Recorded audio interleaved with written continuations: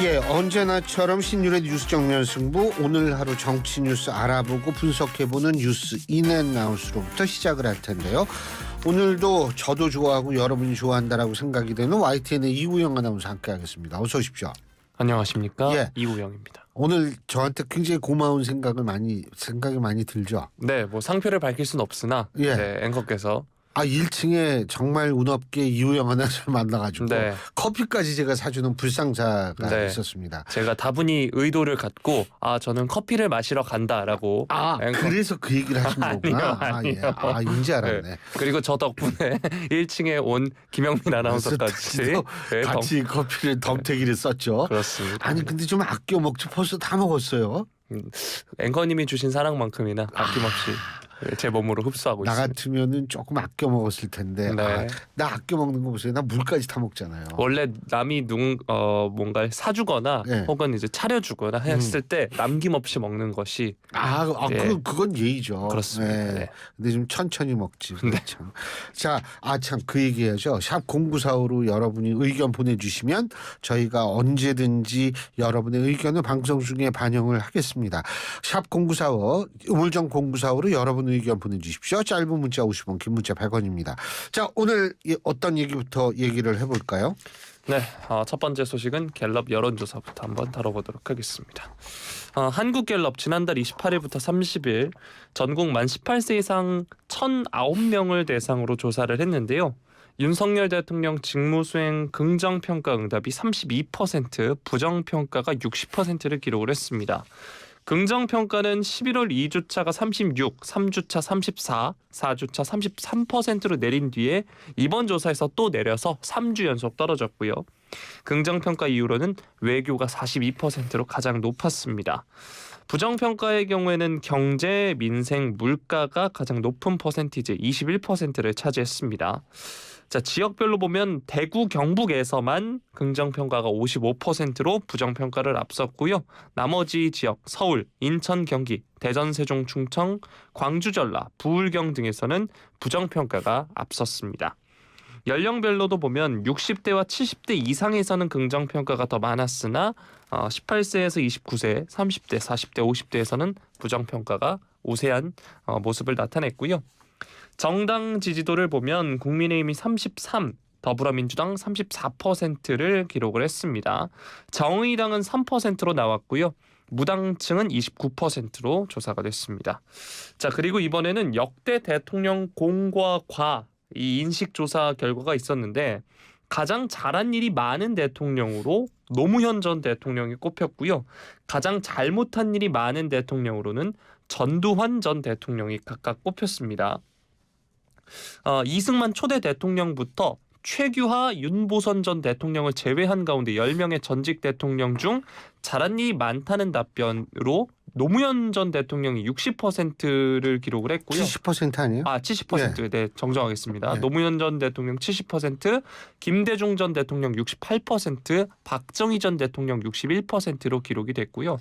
잘못한 일이 많다는 응답은 전두환 전 대통령 71%, 박근혜 전 대통령 66%, 이명박 전 대통령 54%로 기록이 됐습니다. 이번 조사의 표본 오차는 95% 신뢰 수준에서 플러스 마이너스 3.1%포인트고요. 무선 전화 가상번호 인터뷰로 진행이 됐고 응답률 12.4%였습니다. 자세한 내용은 중앙선거 여론조사심의위원회 홈페이지를 참조하시면 되는데요. 이번 조사에서 눈에 띄는 항목 중 하나가 이 역대 대통령 공과 과에 관련된 인식조사였습니다. 이번 갤럽의 여론조사 어떻게 보셨나요? 일단은 잘한 대통령으로 70% 되는 응답자가 노무현 전 대통령을 꼽았죠. 근데 노무현 전 대통령은 뭐냐면 대통령이 그들 중에 한 사람이 아니라 우리 중에 한 사람이 대통령이라는 인식을 줬다는 거예요. 다시 말해서 권위주의적인 어떤 그러한 우리나라의 정치 이 행태를 상당 부분 없앴다라는 그런 측면. 두 번째는 노무현 전 대통령은 이른바 진보 쪽에서 나온 대통령이었음에도 불구하고 노무현 전 대통령 때는 제주 강정마을에 강정 해군 기지를 반대를 무릅쓰고 건설을 했고요. 그다음에 한미 FTA를 체결을 했습니다. 그리고 미국의 요구에 의해서 이라크도 파병을 했습니다. 그러니까 사실 노무현 전 대통령은 진보 쪽 대통령이지만 외교라든지 이런 측면에선 지극히 실용주의적 노선을 걸었던 사람들 그런 분이었기 때문에 제가 볼 때 진보 보수 가릴 것 없이 노무현 전 대통령에 대한 어떤 그런 평가는 굉장히 높을 수밖에 없다라는 점을 제가 말씀을 드리고요. 김대중 전 대통령 같은 경우에는 우리나라 한반도 역사상 최초로 평화라는 맛을 보여준 대통령입니다. 국민에게. 물론 제가 항상 하는 얘기지만 김대중 전 대통령 당시의 햇볕 정책이라고 얘기하는 선샤인 팔리시 이것이 그때에는 저는 유용했을 수 있다라고 생각합니다. 문제는 김대중 전 대통령 시절 25년 정도 전에 유용했던 것이 아직도 유용하다라고 주장하는 것은 저는 큰 문제가 있다라고 생각하지만 당시에는 전 나름대로 의미가 있었다라고 생각하고 이를 통해서 우리가 북한도 좀 제대로 볼 수 있는 계기가 됐다라는 생각이 들어요. 그런 의미에서 그럴 것 같고 박정희 전 대통령은 뭐 얘기할 필요가 없겠죠. 우리가 이만큼 먹고 살게 되는데 가장 큰 공헌을 하신 분, 우리나라가 이른바 선진국으로 진입하게 된 가장 큰 공을 세우신 분이 박정희 전 대통령이고요. 김영삼 전 대통령이 40% 잘했다라는 40% 응답자가 잘했다고 응답했는데 사실 김영삼 전 대통령 한 거 맞습니다. 뭐냐면 하나회를 척결해서 아예 구테타의 가능성의 싹을 잘라버렸다는 거. 금융실명제를 실시를 해가지고 정말 음성적인 자금이 그렇게 쉽게 사람들이 그러니까 나쁜 마음 먹은 사람들이 쉽게 접근할 수 없게 만든 것을 비롯해가지고 정말 김영삼 전 대통령도 잘한 것이 사실 전 많다라고 봅니다. 범죄와의 전쟁도 김영삼 대통령 때 아닐까요? 노태우 네, 때일 죄송합니다. 겁니다. 네. 예, 그러니까 있잖아요. 그 아는 척을 하려고 여쭤본 겁니다. 질문이었습니다. 이게 자꾸 잘못 끼면은요, 이런 문제가 발생을 합니다. 네. 그리고 지금 노태우 전 대통령 같은 경우에는 21%가 나왔는데 노태우 전 대통령은 전 할 거 많다라고 봅니다.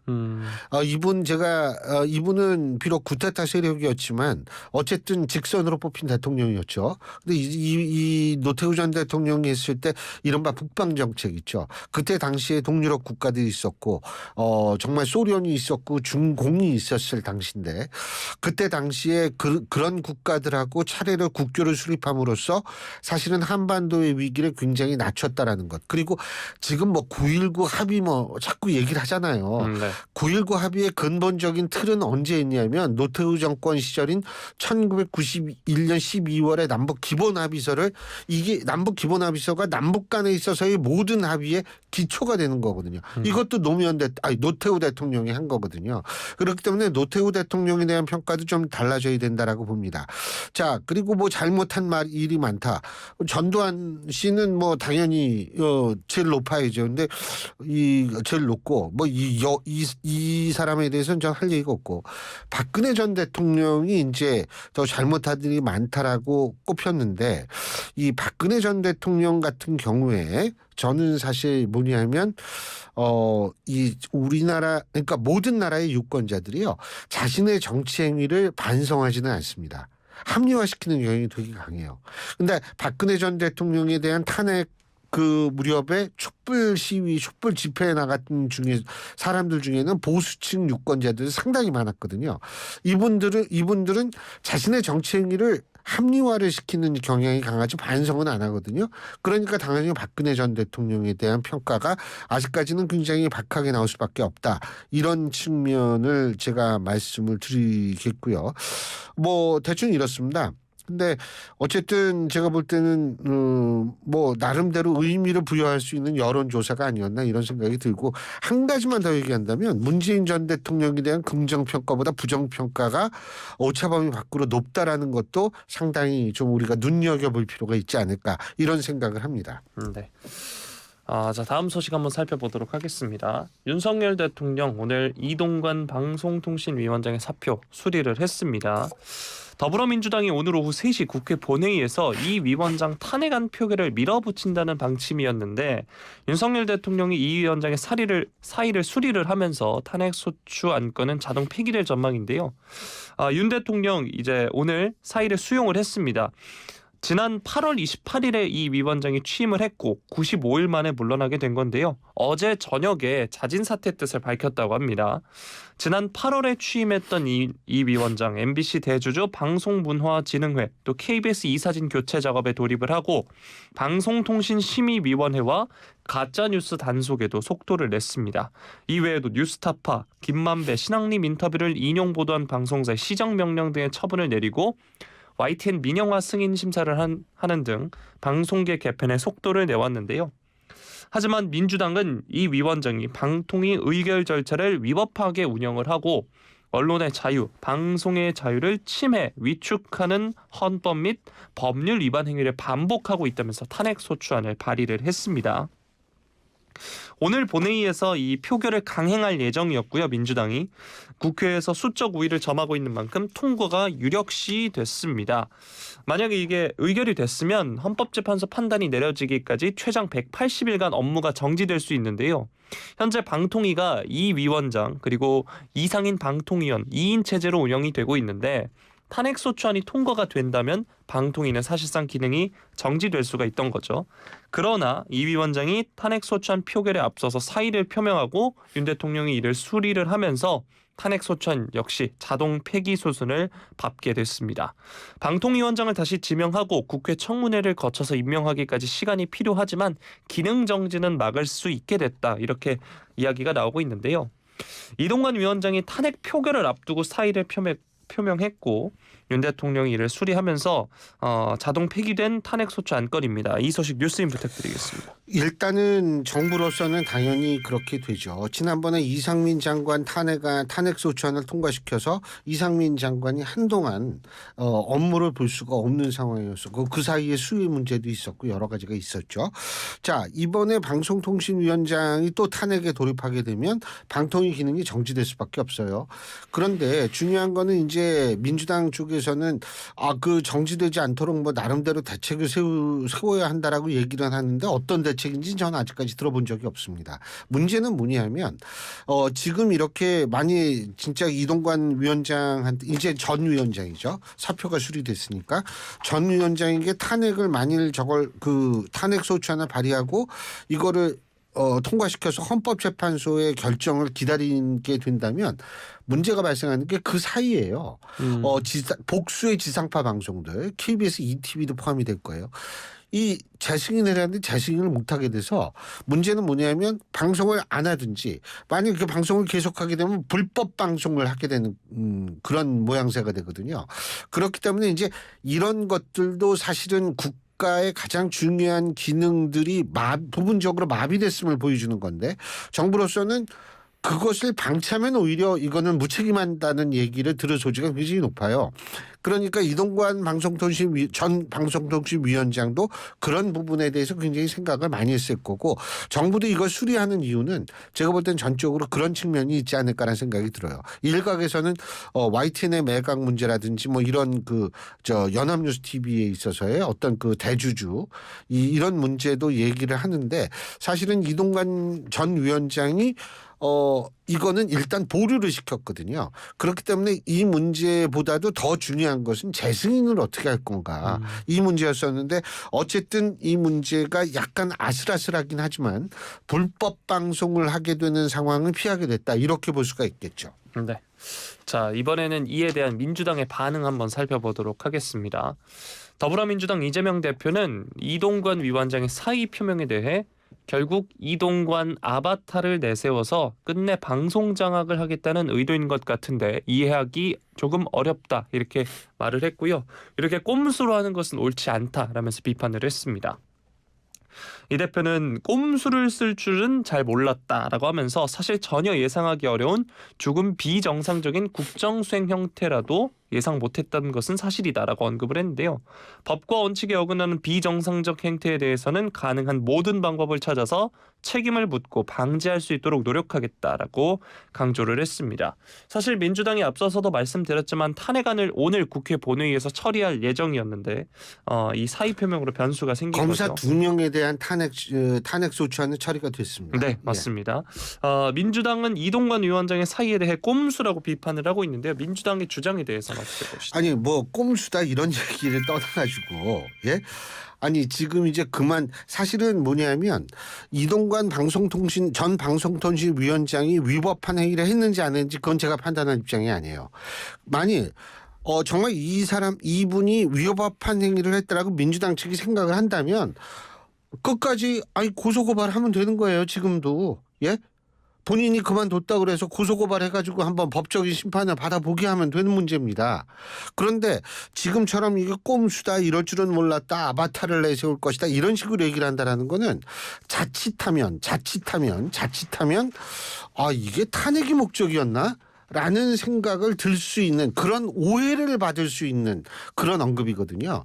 저는 민주당이 탄핵을 하기 위한 탄핵소추안 발의라고 생각하지는 않습니다. 설마 그렇게는 하지 않았겠죠. 그런데 그렇기 때문에 저는 뭐라고 생각하냐면 문제가 본인들이 있다고 그렇게 주장한 사람이 스스로 그만뒀으면 그래 그렇구나 잘 됐네 라고 생각을 해야지 이게 꼼수다. 다시 말해서 탄핵은 절대로 수단이나 목적이 될 수는 없는 거거든요. 그래서 그런 측면이 저는 굉장히 좀 안타깝다라는 생각이 들고요. 그래서 근데 이제 민주당도 이게 다음번 방통위원장 또 후보자가 됐을 때 이거를 이 사람을 또 탄핵을 시키겠다고 나오기는 좀 힘들 거라고 봐요. 예? 이러면 그 역풍이 굉장히 클 거라고 보거든요. 그러니까 제가 볼 때에는 문제가 있다라고 생각하면 고소고발하면 돼요. 예? 그리고 이게 자꾸 뭐 꼼수다 뭐 한다라는 거 제가 만약 민주당 사람이라면 오히려 정부에 고마워할 수도 있어요. 왜? 이 국가 기능의 부분적 마비를 이동관 전 위원장이 스스로 사표를 내므로써 피할 수 있게 된 거 아닙니까? 이렇게 되면 본인들이 받을 비판 같은 것들도 오히려 없어지게 되니까 이런 측면도 있다라는 거죠. 근데 저는 사실은 잘못을 했다 안 했다 그건 제가 거듭 말씀드리지만 판단할 수는 없지만 잘못이 있다면 앞으로도 계속 그것을 민주당 측에서 고소고발하면 되는 거고 이거 가지고 얘기를 계속한다라는 거는 좀 오해를 불러올 수도 있는 그런 모습이다라는 말씀을 드릴 수 있습니다. 네, 앵커께서 조금 전에 말씀해주신 손준성, 이정섭 검사 탄핵소추안은 오늘 국회 본회의를 통과를 했고요. 지금 살펴보면 재석 의원 180명 중 손준성 검사는 가결 175표 그리고 이정섭 검사는 가결 174표로 가결이 됐고요. 국민의힘의 경우에는 전원 본회의에 불참을 했다고 합니다. 이게 탄핵안이 재석 의원 과반 찬성으로 가결하기 때문에 과반 의석을 점한 민주당 단독으로 처리했다는 점 말씀을 드리겠습니다. 자, 다음 소식 한번 살펴보겠습니다. 정부는 오늘 민주당 주도로 국회를 통과한 속칭 노란봉투법 그리고 방송 3법과 관련해서 윤석열 대통령에게 제2요구권 거부권 행사를 건의를 했고요. 이 소식도 4시 한 41분쯤에 속보로 전해졌는데 윤석열 대통령이 이를 재가를 했습니다. 한덕수 국무총리 주재로 열린 임시 국무회의에서 이 제2요구안을 의결을 했고요. 윤석열 대통령이 제2요구안을 재가를 했습니다. 앞서서 이제 국무회의에 있었던 발언들 좀 살펴보면 한덕수 국무총리는 문제점들을 감안하면 이번 개정안들이 과연 모든 근로자를 위한 건지 공영방송의 독립성과 중립성을 위한 것인지 묻지 않을 수 없다. 그간 정부는 여러 차례 개정안의 부작용, 문제점을 설명을 했으나 충분한 논의 없이 국회에서 통과된 데 대해 매우 유감스럽고 안타깝다 이렇게 말을 했고요. 또 노란봉투법과 방송 3법의 문제점을 한덕수 총리가 조목조목 지적을 하기도 했습니다. 노란봉투법에 대해서는 목적은 교섭 당사자와 파업 대상을 무리하게 확대하고 민사상 손해배상 원칙에 예외를 둠으로써 건강한 노사관계를 저해할 뿐만 아니라 산업 현장의 갈등과 혼란을 야기하고 국민 불편과 국가 경제에 막대한 어려움을 초래할 것으로 우려된다라고 지적을 했고요. 또 그간 대법원의 일관된 입장을 보면 다수의 불법 행위로 인한 손해배상 책임은 공동으로 연대해서 져야 한다는 것이 민법상 대원칙이고 노조에 대해서도 같은 원칙이 적용된다면서 그러나 이 개정안은 유독 노조에만 민법상 손해배상 책임 원칙의 예외를 두는 특혜를 부여하고 있다라고 지적을 했습니다. 방송 3법에 대해서는 정부는 방송을 정치 권력으로 분리하고 공정성, 공공성을 확립해 공영방송의 국민 신뢰를 회복하기 위해 노력을 하고 있고 공영방송의 전면적 체질 개편이 필요한 시기이기도 하다. 그러나 개정안은 공영방송의 미래지향적인 새로운 역할 정립보다는 지배구조 변경에 지나치게 편중돼 있다는 점을 지적을 했습니다. 자, 결국 노란봉투법과 방송 3법에 대해 거부권이 행사가 됐습니다. 이 소식 뉴스인 부탁드리겠습니다. 저는 뭐 노란봉투법이 어떻다, 방송 3법이 이게 어떻다라고 말씀드리고 싶지는 않습니다. 뭐냐면 이거 시각에 따라서 필요하거나 필요하지 않다라고 볼 수 있는 측면이 분명히 존재하기 때문에 논란의 소지가 있다라는 측면. 하지만 여기서 제가 분명히 말씀드릴 수 있는 것은 이 법이 그 정도로 민주당이 중요하게 생각하는 그런 법들이었다면 사실은 21대 총선이 몇 년도에 있습니까? 퀴즈 들어갑니다. 21대 총선이 몇 년도였냐고요? 몇 년도? 4년 전이니까. 계산이 안 되죠. 2010. 예, 이렇게 한번 훅 찔러 보면 사람이 당황을 합니다. 2020년이요. 그렇죠. 네. 2020년에 있었죠. 네. 2020년에 있었고 대선은 2021년에 있었습니다. 네. 그죠? 자, 그렇다면 21년 맞죠? 아니죠. 2022년이었나? 네. 그렇군요. 네. 2022년. 그렇게 사람이 갑자기 들어오면 당황을 하게 됩니다. 많이 당황했습니다. 예. 네. 네, 2022년에 이제 대선이 있었고 2020년에 총선이 있었는데 그렇죠. 네. 그럼 2년이라는 시간이 있었어요. 이게 이렇게 중요한 법이고 이렇게 단독으로 통과시킬 정도로 절박하게 필요하다라고 생각했다면 사실은 그때 통과시켰어야죠. 그때 통과시켰으면은 그때는 거부권을 행사할 걱정을 하지 않아도 되거든요. 의회 압도적인 의회 권력을 가지고 있고 동시에 행정 권력도 갖고 있었던 당시인데 그때는 왜 그러면 이 법을 통과시키지 않았느냐. 노란봉투법은 더군다나 20년을 계속 논란이 되고 논쟁거리가 됐던 법이에요. 근데 뭐 논쟁 논란이 있다. 근데 우리가 필요하다. 그러면 해야죠. 그때. 했었어야죠. 그때 왜 안 했는지 그거부터 좀 저는 설명이 필요할 거라고 봐요. 방송 3법도 마찬가지입니다. 이게 그렇게 필요하고 정말 저도 뭐 부분적으로 굉장히 동의하는 부분이 있어요. 하지만 중요한 것은 뭐냐면 이게 그 정도로 방송의 공영성이라는 것이 중요하다고 생각했다면 그때는 왜 안 했는지, 우리가 하면은 선이고 남이 하면은 악이기 때문에 안 했는지 전 이런 것들이 굉장히 좀 궁금해지거든요. 그러니까 거부권 행사에 대해서 사실 굉장히 부정적으로 나오기 위해서는 이 법이 왜 필요한지 뿐만이 아니고 왜 본인들이 입법 권력과 행정 권력을 동시에 갖고 있을 때 처리하지 않았는지에 대한 설명부터 전 해야 되는 것은 아닌가 이런 생각을 갖습니다. 네. 이 거부권 행사는 양곡관리법과 간호법에 이어서 취임 후 3번째로 행사됐다는 점까지 덧붙여서 알려드리겠습니다. 자, 마지막 소식 한번 살펴보겠습니다. 더불어민주당 전당대회 돈봉투 살포 의혹의 정점으로 지목된 송영길 전 대표 오는 8일 그러니까 다음 주 첫 검찰 소환 조사를 받습니다. 지난 4월 10일 무소속 윤관석, 이성만 의원을 압수수색하면서 수사를 시작한 지 약 8개월 만인데요. 다음 주 이제 8일 오전 9시에 피의자 신분으로 소환한다라고 검찰이 밝혔습니다. 검찰은 민주당 전당대회를 앞둔 2021년 3월에서 5월 송 전 대표의 당선을 위해 현역 의원들에게 300만 원씩 든 돈봉투 20개를 포함해서 총 9,400만 원이 당내에 뿌려진 것으로 보고 있는데요. 윤관석 의원, 강래구 전 한국수자원공사 상임감사위원, 이정근 전 민주당 사무부총장, 박용수 전 보좌관 등 캠프 사람들이 돈봉투를 마련해 살포하는 과정에 송 전 대표가 개입했다는 게 검찰의 판단이고요.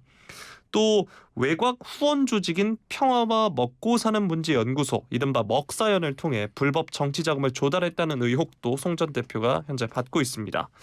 송 전 대표는 해당 의혹들은 자신과 관련이 없고 검찰이 위법한 별건 수사를 하고 있다라고 반발을 하고 있는데 송 전 대표가 이제 돈봉투 의혹 수사가 시작되자 지난 4월 24일에 프랑스 파리에서 귀국한 바 있죠. 귀국 닷새 만에 주거지 압수수색을 받은 송 전 대표 주변인을 상대로 검찰 수사가 확대가 되니까 주변 사람을 괴롭히지 말고 본인을 구속시켜주기 바란다라면서 지난 5월과 6월 두 차례 자진 출두를 시도를 했지만 검찰 거부로 모두 무산된 바 있습니다. 자, 이제 송 전 대표가 다음 주 첫 소환 조사를 받는데요. 8개월 만에 이루어진 소환에 담긴 의미는 뭐라고 보시나요? 저는 이거 뭐 송 전 대표가 죄가 없다, 억울하다 이런 거는 우리가 알 수가 없어요. 단지 송 전 대표의 주장이 모든 것이 이게 좀 틀린 거는 아니라고 생각이 되는 게, 자, 송 전 대표 파리에 있던 사람이 급거 귀국을 했습니다. 예? 그러면서 이게 뭐 안 들어오면 거의 도주다 막 이런 식으로 몰아가다가 귀국을 했으면 사실은 제가 볼 때는 더 훨씬 더 이른 시간 네? 소환 조사를 했었어야 돼요. 근데 이 귀국한 이후에 8개월 만에 된다라고 얘기를 한다면 사실 송 전 대표 입장에서 볼 땐 야, 이게 뭐 하는 거지라는 생각이 당연히 들 수밖에 없겠죠. 그래서 저는 좀 굉장히 이 부분에 있어서의 검찰의 어떤 그런 것들이 안타깝게 생각되는 부분은 실제로 이 피의자에 있어서의 권리를 생각해서라도 이걸 빨리빨리 좀 진행을 했어야 되는 건 아닌가 이런 생각이 들거든요. 우리가 지금 김명수 대법원장 체제에서 재판이 굉장히 이게 지연이 되고 있다라는 얘기들이 많이 나오지 않습니까? 그거에 대해서도 얘기를 하는데 아니 검찰도 말이에요.